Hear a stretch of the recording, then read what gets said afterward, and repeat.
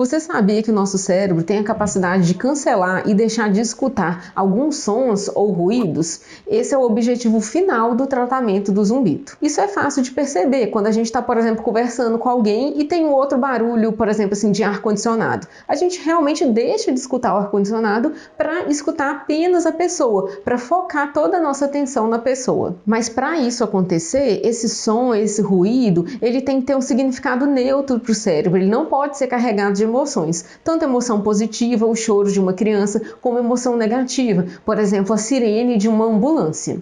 E nesse processo, a gente precisa então realmente tirar todos os mitos, todos os medos do paciente em relação ao zumbido.